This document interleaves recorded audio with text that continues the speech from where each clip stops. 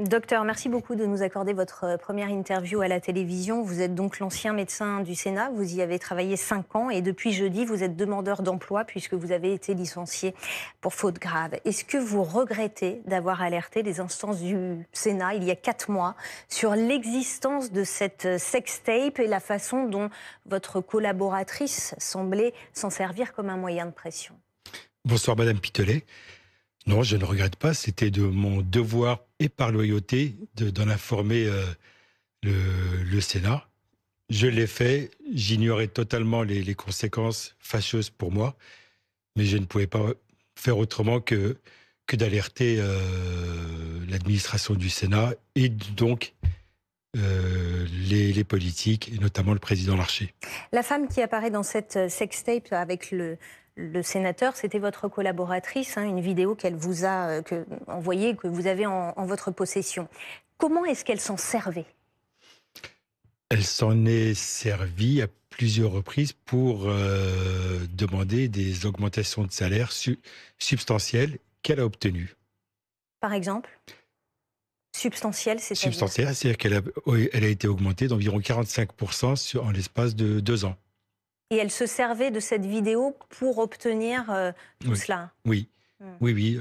Régulièrement, elle demandait donc aux sénateurs, plus qu'un sénateur, une autorité du Sénat, Mhm.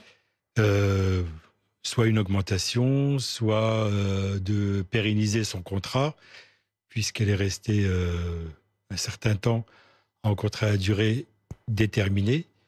Et systématiquement, le sénateur cédait pour lui obtenir ce qu'elle demandait. Alors vous écrivez d'ailleurs qu'elle s'est faite embaucher au cabinet médical du Sénat sur la base de faux documents, c'est-à-dire? C'est-à-dire que lorsque les choses ont commencé à mal tourner, pour moi, j'ai quand même pris la peine de vérifier son curriculum vitae et c'était pas mon travail, mais j'ai pris le temps de le faire. Je me suis rendu compte que dans son curriculum vitae, il y avait une date de naissance qui n'était pas la sienne. Elle s'était rajeunie 10 ans, mais c'était pas une faute de frappe, puisque quand on faisait le calcul, elle était au CP à l'âge de 16 ans, elle a passé son baccalauréat, elle avait 29 ans, elle a commencé à travailler, elle avait 34 ans. En fait, tout était faux dans ce sens-là. Je me suis rendu compte, et c'est pour ça que j'ai marqué le mot tronqué, parce que, à ma connaissance, une identité, c'est un nom, un prénom, une date de naissance et un lieu de naissance. Donc là, il y avait manifestement une erreur de tromper son monde. Est-ce qu'elle avait de l'expérience dans le domaine médical? Alors, dans son CV, elle mettait qu'elle était secrétaire médicale diplômée d'une école très célèbre. J'ai pris mon téléphone, j'ai appelé l'école. Là encore, c'était pas à moi de le faire, mais je l'ai fait. Elle était inconnue dans cette école de formation de secrétariat médical. Elle nous avait dit qu'elle avait travaillé comme secrétaire médicale auprès d'un chirurgien esthétique. Malheureusement, ce chirurgien esthétique est décédé. Hmm. Et le dernier point qui était assez flagrant, c'est elle avait aussi noté sur son CV qu'elle était ancienne hôtesse de l'air et ancienne chef de cabine de la compagnie nationale Air France. J'ai passé beaucoup de temps Hmm. à rechercher si c'était vrai ou pas, et c'était faux. Alors, elle obtient ce poste au Sénat sur la base, dites-vous, de faux documents, d'une identité tronquée.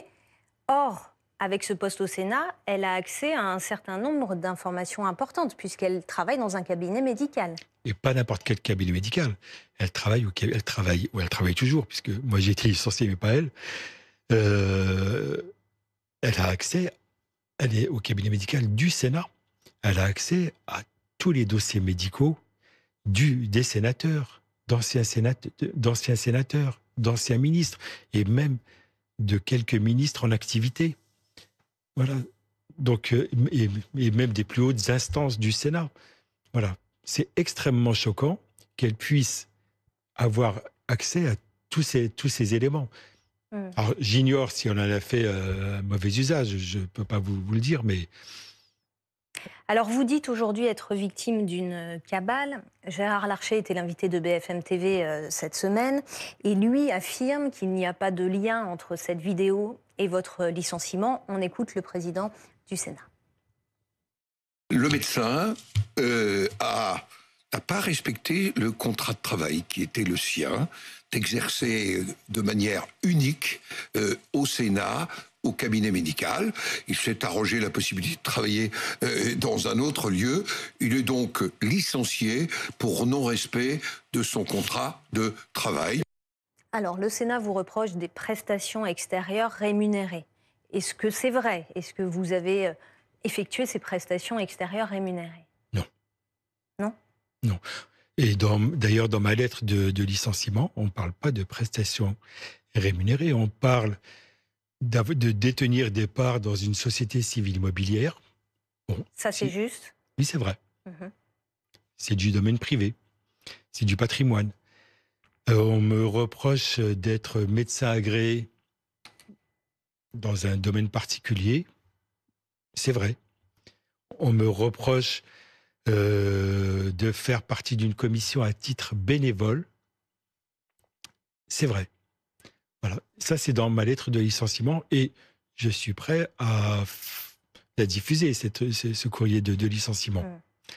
Est-ce que vous avez eu l'occasion de parler directement de cette affaire avec M. Gérard Larcher? Non. Avant cette affaire, je le voyais régulièrement.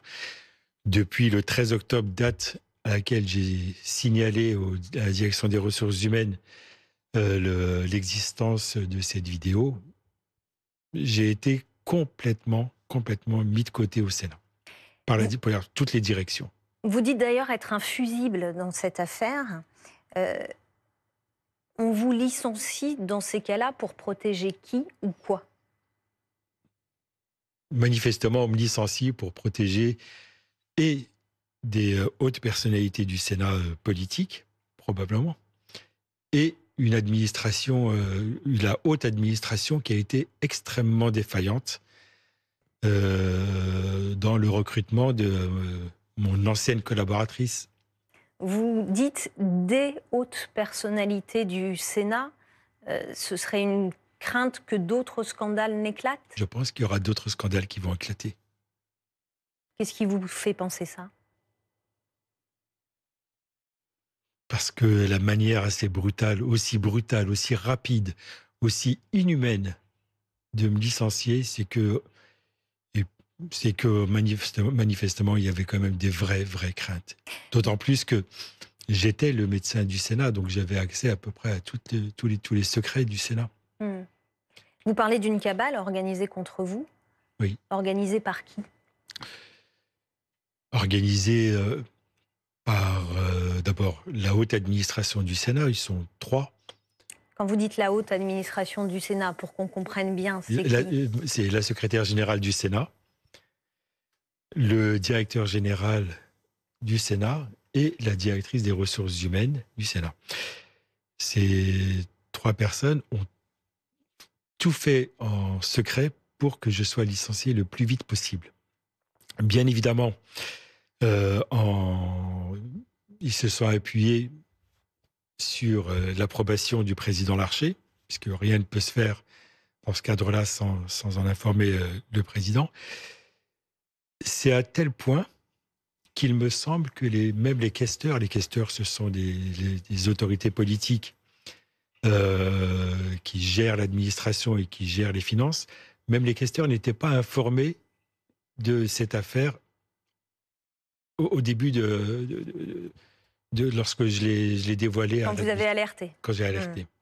On l'entendait tout à l'heure, vous avez donc adressé une lettre par mail aux 348 sénateurs avant de quitter le Sénat, 3 pages dans lesquelles vous contestez votre licenciement. Dans cette lettre, vous parlez d'une autre affaire qui a secoué le Sénat. C'était au mois de novembre, le sénateur Joël Guerriau qui a été mis en examen, accusé d'avoir drogué une députée. Et vous écrivez qu'on vous reproche d'avoir délivré un arrêt de travail de longue durée à ce sénateur. D'abord, est-ce que c'est vrai? Est-ce que vous avez délivré un arrêt de travail à ce sénateur Guerriau? Je n'avais pas cité de nom, mais vous le faites. Alors, c'est un sénateur, c'est un homme politique, c'est un élu. Il n'a pas besoin d'arrêt de travail. c'est un certificat médical pour l'autoriser à ne pas participer aux travaux parlementaires. Il y a une différence. Il y a une différence parce qu'un arrêt de travail, c'est envoyé à la Sécurité sociale, et là, ce n'est pas le cas. Là, c'est directement envoyé au cabinet du président du Sénat.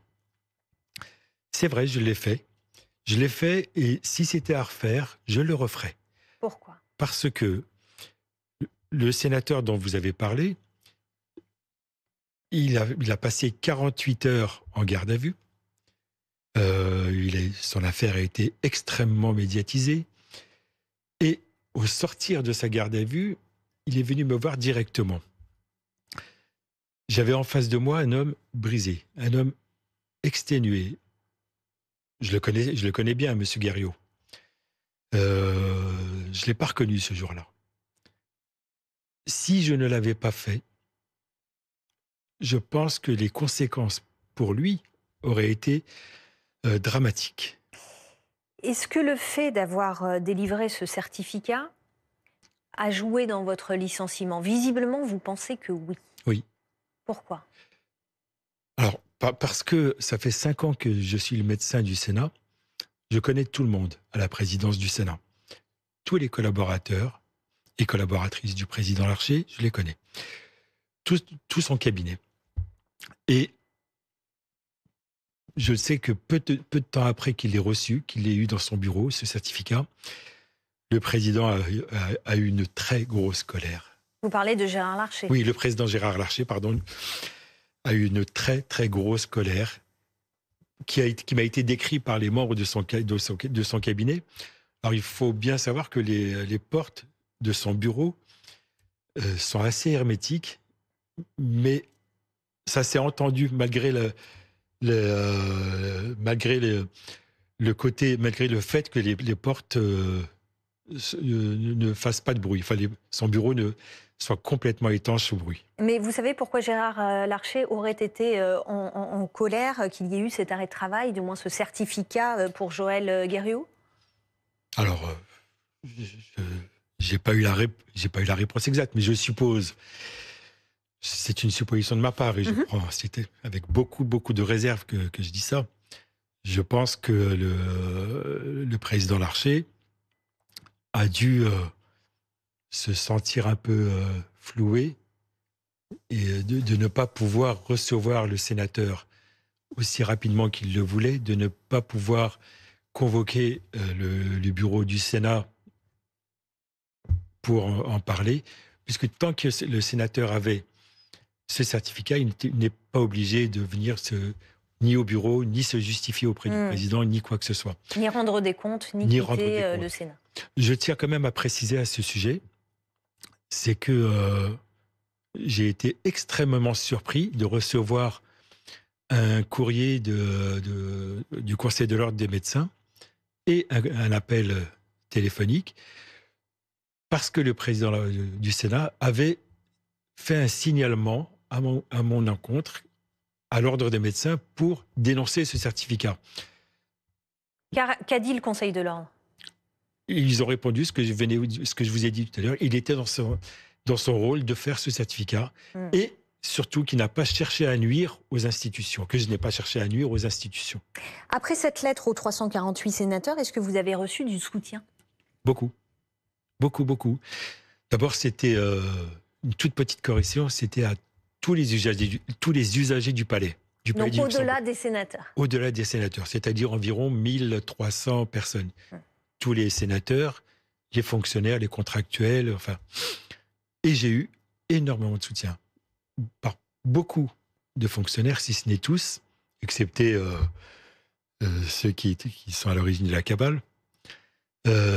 Parmi les sénateurs, chaque fois que j'en croise un ou plusieurs, ils viennent me saluer, me remercier pour ce que j'ai fait pendant 5 ans et pour me donner leur soutien. J'ai reçu énormément d'appels.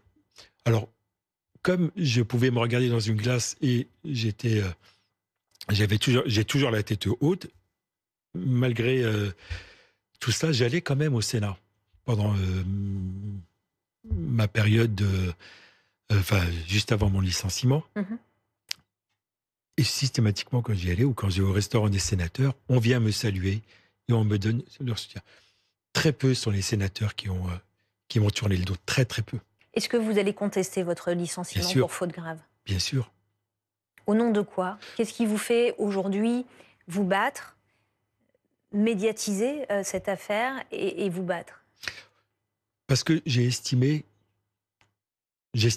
que j'ai rien commis de répréhensible. J'ai juste alerté le Sénat. J'ai agi par loyauté. Tout ce qu'on me reproche est faux. Alors, juste une petite information sur les rémunérations. On me reproche d'avoir été rémunéré. Bon. Par contre, les administrateurs, eux, peuvent être rémunérés en dehors du Sénat.